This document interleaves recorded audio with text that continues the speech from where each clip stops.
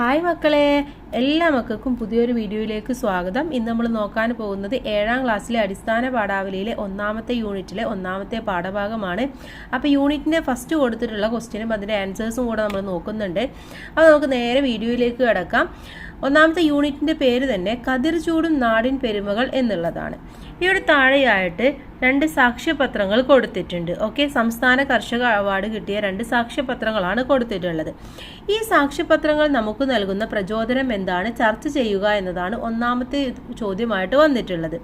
അതുപോലെ അവിടെ ഒരു കോഡ്സ് കൊടുത്തിട്ടുണ്ട്. വയലുകളിൽ സംസ്കാരത്തിൻ്റെ വിത്തുകൾ മുളച്ചു, വളർന്നു, വിളഞ്ഞു, നമ്മളത് കൊയ്യുന്നു. നമുക്കറിയാം കേരളം എന്ന് പറയുന്നത് വളരെയധികം സംസ്കാരമുള്ള ഒരു സ്ഥലമാണല്ലേ. ഇവിടുത്തെ ഏറ്റവും വലിയ സംസ്കാരം എന്ന് പറയുന്നത് നമ്മുടെ കൃഷിയാണ്, പ്രത്യേകിച്ച് നെല്ല് എന്ന് പറയുന്നത്. അപ്പോൾ ആ സംസ്കാരത്തിൻ്റെ വിത്തുകളാണ് നമ്മൾ നെല്ലിൽ വിതക്കുന്നത് എന്നതാണ് ഇവിടെ ഉദ്ദേശിച്ചിട്ടുള്ളത്. അപ്പോൾ നമുക്ക് എന്തായാലും ഈ ചോദ്യത്തിൻ്റെ ഉത്തരം നോക്കാം. ഈ സാക്ഷ്യപത്രങ്ങൾ നമുക്ക് നൽകുന്ന പ്രചോദനം എന്താണ്? അവാർഡുകളും പുരസ്കാരങ്ങളുമെല്ലാം എല്ലാവരും ആഗ്രഹിക്കുന്നുണ്ട്. കുട്ടികളും മുതിർന്നവരുമെല്ലാം അംഗീകാരം ആഗ്രഹിക്കുന്നവരാണ്. സംസ്ഥാന തലത്തിലുള്ള കർഷക അവാർഡ് പൊതുസമൂഹത്തിൽ ലഭിക്കുന്ന വലിയ അംഗീകാരമാണ്. ഇത്തരം അംഗീകാരങ്ങൾ കൂടുതൽ ഊർജ്ജസ്വലതയോടെ പ്രവർത്തിക്കാനുള്ള പ്രചോദനം നമുക്ക് നൽകുന്നു. നല്ല പ്രവർത്തനങ്ങൾക്ക് അംഗീകാരം ലഭിക്കാതെ വരുന്നത് ആരെയും നിരാശരാക്കും. അതിനാൽ മറ്റുള്ളവരെ അംഗീകരിക്കാനും പ്രോത്സാഹിപ്പിക്കുവാനും നമുക്ക് കഴിയണം.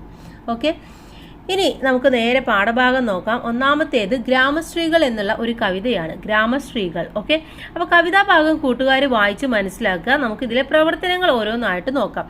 ഇത് കടത്തനാട്ട് മാധവി അമ്മ എഴുതിയ ഒരു കവിതയാണ്. നമുക്ക് എന്തായാലും പ്രവർത്തനങ്ങൾ നോക്കാം. ഒന്നാമത്തേത് കവിത വായിച്ച് ആശയങ്ങൾ ചർച്ച ചെയ്യാം എന്നുള്ളതാണ്. ഒന്നാമത്തെ ചോദ്യം, വിശ്വവിദ്യാലയം എന്നതുകൊണ്ട് കവി ഉദ്ദേശിക്കുന്നത് എന്താണ് വിശ്വവിദ്യാലയം എന്നതുകൊണ്ട് കവി പറയുന്നത്? വിദ്യാലയത്തിൽ നിന്ന് വളരെ കുറച്ച് കാര്യങ്ങളെ നാം പഠിക്കുന്നുള്ളൂ. കണ്ടും കേട്ടും അനുഭവിച്ചും ഒട്ടേറെ കാര്യങ്ങൾ നമ്മുടെ ചുറ്റുമുള്ള ലോകത്ത് നിന്ന് നമുക്ക് പഠിക്കാനുണ്ട്. കർഷക തൊഴിലാളികൾ പാടത്ത് പ്രയോഗിക്കുന്നത് ഗ്രാമത്തിലെ ഏതെങ്കിലും വിദ്യാലയത്തിൽ നിന്ന് നേടിയ അറിവല്ല, ലോകം തന്നെയാണ് അവരുടെ വിദ്യാലയം. ഞാറ് നടുന്ന പെണ്ണുങ്ങൾ ആ അറിവ് നേടിയത് അവരുടെ ജീവിതത്തിൽ നിന്നാണ്. കണ്ടും കേട്ടും അനുഭവിച്ചുമാണ് അവർ ആ അറിവ് നേടിയത്. അതുകൊണ്ടാണ് വിശ്വവിദ്യാലയത്തിൽ പഠിച്ചവർ എന്ന് കർഷക സ്ത്രീകളെ കുറിച്ച് കവി പറയുന്നത്. ഇനി അടുത്ത ചോദ്യം, പ്രഭാതത്തെ എങ്ങനെയെല്ലാമാണ് കവി വർണ്ണിച്ചിരിക്കുന്നത്? എങ്ങനെയാണ് വർണ്ണിച്ചിരിക്കുന്നത്? പ്രഭാതത്തിൽ ആകാശം ചുവന്നു കാണുന്നതിനെ കാർഷിക വൃത്തിയുമായി കൂട്ടിയിണക്കി പ്രഭാത സൂര്യന്റെ പൊന്നുകൊണ്ടുള്ള നുകത്തിന്റെ പാടേറ്റ് ആകാശമാകുന്ന പാടവും ചുവന്നല്ലോ എന്നാണ് കവി പറയുന്നത്. പൊന്നിറമുള്ള സൂര്യകിരണങ്ങളെ കലപ്പയായി സങ്കല്പിച്ചിരിക്കുന്നു. അതിൻ്റെ നുകപ്പാടേറ്റ് കന്നി നെൽപ്പാടത്തെ ചുവന്ന മണ്ണ് ഇളകി ചുവക്കുന്നത് പോലെ ആകാശം ചുവക്കുന്നു എന്നാണ് കവി കൽപ്പിച്ചിരിക്കുന്നത്. ഒന്നുകൂടെ പറയാം. പ്രഭാതത്തിൽ ആകാശം ചുവന്നു കാണുന്നതിനെ കാർഷിക വൃത്തിയുമായി കൂട്ടിയിണക്കി പ്രഭാത സൂര്യന്റെ പൊന്നുകൊണ്ടുള്ള നുകത്തിന്റെ പാടേറ്റ് ആകാശമാകുന്ന പാടവും ചുവന്നല്ലോ എന്നാണ് കവി പറയുന്നത്. പൊൻനിറമുള്ള സൂര്യകിരണങ്ങളെ കലപ്പയായി സങ്കല്പിച്ചിരിക്കുന്നു. അതിൻ്റെ നുകപ്പാടേറ്റ് കന്നി നെൽപ്പാടത്തെ ചുവന്ന മണ്ണ് ഇളകി ചുവക്കുന്നത് പോലെ ആകാശം ചുവക്കുന്നു എന്നാണ് കവി കൽപ്പിച്ചിരിക്കുന്നത്. മൂന്നാമത്തെ ചോദ്യം, കർഷക സ്ത്രീകളെ ഗ്രാമശ്രീകൾ എന്ന് വിശേഷിപ്പിക്കുന്നതിൻ്റെ കാരണങ്ങൾ എന്തെല്ലാമാണ്? എന്തുകൊണ്ടാണ്? ഗ്രാമത്തിൻ്റെ കർഷക സ്ത്രീകളാണ്. ചെളിയിൽ വിരൽത്തുമ്പ് താഴ്ത്തി ഞാറ് നടുന്ന കർഷക സ്ത്രീകൾ മഹത്തായ പ്രവൃത്തിയാണ് ചെയ്യുന്നത്. അവരുടെ കലാസൃഷ്ടിയായ കൃഷിപ്പണികളാണ് നാടിനെ സമൃദ്ധമാക്കുന്നത്. കർഷക സ്ത്രീകളുടെ മനോഹരമായ വിരൽത്തുമ്പുകളാണ് നാടിൻ്റെ നന്മകൾ നെയ്തെടുക്കുന്നത്. അവരാണ് ഗ്രാമത്തിൻ്റെ ഐശ്വര്യം. അതുകൊണ്ടാണ് കർഷക സ്ത്രീകളെ ഗ്രാമശ്രീകൾ എന്ന് കവി വിശേഷിപ്പിക്കുന്നത്. ഇനി ഇതിലെ നാലാമത്തെ ചോദ്യം, സുന്ദരാലേഖ്യം നീ കേരളമേ എന്ന് കവി പറയുന്നത് എന്തുകൊണ്ട്? പ്രഭാതത്തിൽ ദിക്കുകൾ മെല്ലെ ഉണർന്നു. നേർത്ത മഞ്ഞുപോലെ പൂമഴ പെയ്തു. പച്ചിലക്കൂട്ടവും പാടവും മാടവും ചക്രവാളങ്ങളും എല്ലാം നനഞ്ഞു കുളിർന്നു. കേരളം പ്രകൃതി സുന്ദരമായ മനോഹരമായ ഒരു ചിത്രമായി മാറുകയാണിവിടെ. ഈ സുന്ദര ദൃശ്യങ്ങൾ കണ്ടിട്ടാണ് സുന്ദരാലേഖ്യം നീ കേരളമേ എന്ന് കവി പറയുന്നത്. ഓക്കെ, ഇനി ഇതിലെ അടുത്ത സെക്ഷൻ എന്ന് പറയുന്നത് വിശകലനം ചെയ്യാം എന്നുള്ള പ്രവർത്തനമാണ്. മഞ്ജുളമിക്കല സൃഷ്ടിക്കൂ, മുമ്പിലായല് യർപ്പിക്ക.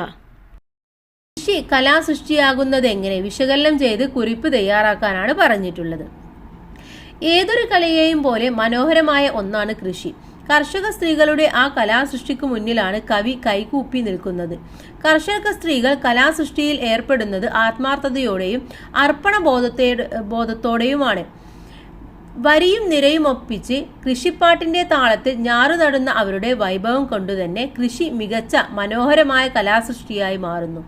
വയലിൽ നിരനിരയായി നീലക്കസവ് വിരിയിക്കുന്ന കലാകാരികളാണ് കർഷക സ്ത്രീകൾ എന്നാണ് കവി അവരുടെ പ്രവൃത്തിയെ വർണ്ണിക്കുന്നത്. ചേറിൽ പണിയെടുക്കുന്ന അവരുടെ വിരലുകളാണ് നാട്ടിൽ നന്മകൾ നെയ്തെടുക്കുന്നതെന്നും കവി പറയുന്നു. ഓക്കെ, അടുത്തത് ഈണം കണ്ടെത്താം ചൊല്ലാം എന്ന പ്രവർത്തനമാണ്. വ്യക്തിഗതമായി കവിതയ്ക്ക് ഈണം കണ്ടെത്തൂ, ഗ്രൂപ്പിൽ അവതരിപ്പിച്ച് ഉചിതമായ ഈണം കണ്ടെത്തി സംഘമായി ചൊല്ലാനാണ് പറയുന്നത്. അപ്പോൾ അത് ക്ലാസ്സിൽ കൂട്ടുകാർ ചെയ്തു നോക്കുക. അടുത്ത പ്രവർത്തനം താരതമ്യം ചെയ്ത് കുറിപ്പ് തയ്യാറാക്കാം എന്നതാണ്. ഉർവിയെ പുഷ്പിക്കും കല പോൽ നമുക്കത്ര നിർവിദ്യകരം സർഗവ്യാപാരമുണ്ടോ മഞ്ഞിൽ, വൈലോപ്പിള്ളിയുടെ വരികളാണ്.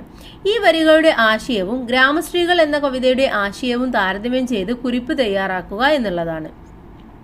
അപ്പോൾ നമ്മൾ അങ്ങനെ തന്നു കഴിഞ്ഞാൽ തന്നിട്ടുള്ള വരികളെ കുറിച്ചിട്ടും നിങ്ങൾ പഠിച്ച ഏത് വരിയെ കുറിച്ചിട്ടാണ് താരതമ്യം ചെയ്യേണ്ടത് അതിനെ കുറിച്ചിട്ടും ആ ഒരു വിവരണത്തെ പരാമർശിക്കണം. വൈലോപ്പിള്ളിയുടെ കയ്പവല്ലരി എന്ന കവിതയിലെ വരികൾ കടത്തനാട്ട് മാധവിയമ്മയുടെ ഗ്രാമശ്രീകൾ എന്ന കവിതയുടെ ആശയവുമായി ഇണങ്ങുന്നതാണ്.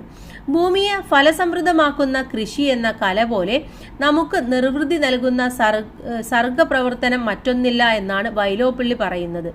മണ്ണിലും ചെളിയിലും പണിയെടുക്കുന്ന കർഷകരാണ് നാടിനെ ഐശ്വര്യസമൃദ്ധമാക്കുന്നത്. കൃഷിപ്പണിയാകുന്ന മനോഹരമായ ഈ കലാസൃഷ്ടിക്ക് മുമ്പിൽ ഭക്തിയോടെ കൂപ്പുകൈ അർപ്പിക്കാനാണ് കടത്തനാട്ട് മാധവിയമ്മ പറയുന്നത്. കൃഷിയുടെ മഹത്വത്തെ ഉയർത്തിക്കാണിക്കുന്നതിനോടൊപ്പം കൃഷിയും മഹത്തായ കലാപ്രവർത്തനമാണ് എന്ന സത്യമാണ് ഈ രണ്ട് കവികളും ആവിഷ്കരിക്കുന്നത്. ഓക്കെ, ഇനി ഇതിന്റെ അടുത്ത പ്രവർത്തനം പ്രയോഗഭംഗി കണ്ടെത്താം വിശദീകരിക്കാം എന്നുള്ളതാണ്. ഉണ്ണിക്കതിരോന്റെ പൊന്നുകപ്പാടേറ്റ് വിണ്ണിൻ വിളിപ്പാടും ചോന്നിതല്ലോ. ഈ വരികളുടെ പ്രയോഗഭംഗി കണ്ടെത്തി വിശദീകരിക്കൂ. ഇതുപോലെയുള്ള കൂടുതൽ വരികൾ കണ്ടെത്തി ഗ്രൂപ്പിൽ ചർച്ച ചെയ്ത് വിശദീകരിക്കാനാണ് പറയുന്നത്. അപ്പോൾ ഇവിടെ പറയുന്നത് പ്രഭാത സൂര്യൻ കടന്നു വരുമ്പോൾ കിഴക്കേ ചക്രവാളം ചുവക്കുന്നു. പ്രഭാതത്തിന്റെ കടന്നുവരവ് മറ്റൊരു തരത്തിലാണ് കടത്തനാട്ട് മാധവിയമ്മ അവതരിപ്പിക്കുന്നത്. ഉണ്ണിക്കതിരോന്റെ പൊന്നുകൊണ്ടുള്ള കലപ്പയുടെ പാടേറ്റ് ആകാശമാകുന്ന പാടം ചുവന്നിരിക്കുന്നു എന്നാണ് കവി വർണ്ണിക്കുന്നത്. പ്രഭാത സൂര്യനെ കൃഷിക്കാരനായും സൂര്യരശ്മികളെ നുകത്തിന്റെ പാടായും ആകാശത്തെ കൃഷിസ്ഥലമായും കവി അവതരിപ്പിക്കുന്നു. അതിമനോഹരമായാണ് ഈ വർണ്ണന. കാർഷിക വൃത്തിയുമായി കൂട്ടിയിണക്കിയാണ് കവി പ്രഭാത വർണ്ണന നടത്തുന്നത്. ഓക്കെ, അടുത്തത് വാഗ്മയ ചിത്രത്തിൽ നിന്ന് വർണ്ണചിത്രത്തിലേക്ക് എന്നുള്ളതാണ്. ഇവിടെ കവിതയിൽ ധാരാളം വാഗ്മയ ചിത്രങ്ങളുണ്ടല്ലോ, അവ കണ്ടെത്തി വരകളും വർണ്ണങ്ങളും ചേർന്ന് ചിത്രങ്ങളാക്കി പ്രദർശനം സംഘടിപ്പിക്കാനാണ് പറയുന്നത്. അത് കൂട്ടുകാർ ക്ലാസ്സിൽ ചെയ്യാം.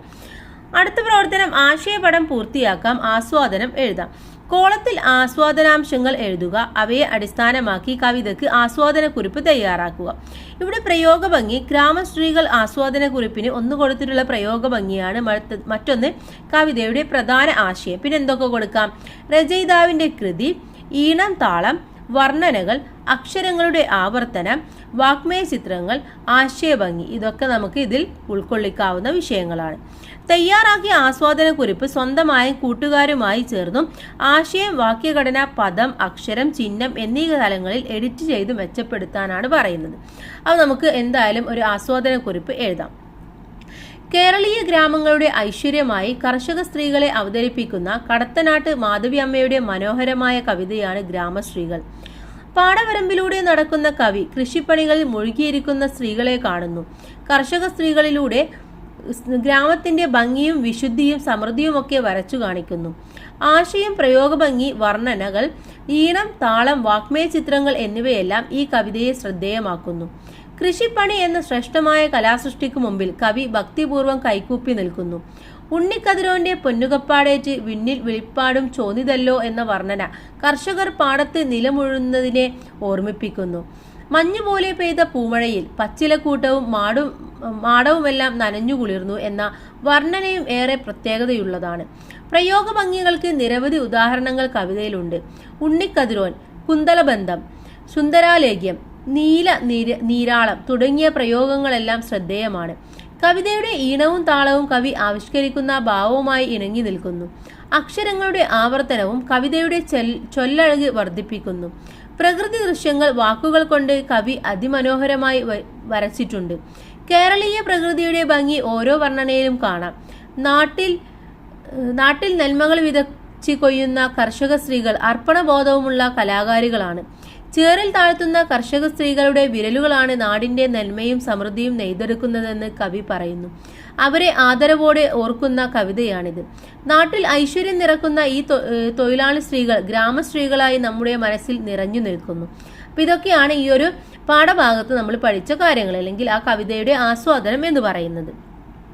അടുത്ത പ്രവർത്തനം പഴഞ്ചൊൽ കേളിയാണ്. കൃഷിച്ചൊല്ലുകൾ ശേഖരിച്ച് ക്ലാസ്സിൽ പഴഞ്ചൊൽ കേളി നടത്തുക. അപ്പോൾ കൃഷിച്ചൊല്ലുകൾ ഒരുപാട് കൃഷിച്ചൊല്ലുകളുണ്ട്. നമുക്ക് എന്തായാലും കുറച്ച് കൃഷിച്ചൊല്ലുകൾ പറയാം. ഉടമയുടെ കണ്ണ് ഒന്നാം തരം വളം. കതിരിൽ വളം വച്ചിട്ട് കാര്യമില്ല. അടക്കയായാൽ മടിയിൽ വെക്കാം. അടക്കാമരമായാലോ? അടുത്തു നട്ടാൽ അഴക്, അകലത്തിൽ നട്ടാൽ വിളവ്. അമരത്തടത്തിൽ തവള കരയും. ആര്യൻ വിതച്ച നവര കൊയ്യാമോ? ആഴത്തിൽ ഉഴുതു അകലത്തിൽ നടണം. ആഴത്തിൽ ഉഴുത് അകലത്തിൽ വിതക്കുക. ഓക്കെ, ഇതൊക്കെ പ്രധാനമായിട്ടുള്ള കൃഷിച്ചൊല്ലുകളാണ്. ഇനി ചൊൽക്കാഴ്ചയിലേക്ക്. കൃഷിയുമായി ബന്ധപ്പെട്ട നാടൻ പാട്ടുകൾ ശേഖരിച്ച് ചൊൽക്കാഴ്ച സംഘടിപ്പിക്കുക. ചൊൽക്കാഴ്ചയുടെ വീഡിയോ ക്ലാസ് തല നവമാധ്യമ ഗ്രൂപ്പുകളിൽ പങ്കുവെക്കാനും പറയുന്നുണ്ട്. ഓക്കെ, അപ്പോൾ ഈ പാഠഭാഗം കഴിഞ്ഞു. അടുത്ത പാഠഭാഗം എന്ന് പറയുന്നത് കുമ്മാട്ടി എന്നുള്ളതാണ്. നമുക്ക് അടുത്ത വീഡിയോയിൽ ഡിസ്കസ് ചെയ്യാം. എല്ലാ കൂട്ടുകാർക്കും താങ്ക്സ് ഫോർ വാച്ചിങ്.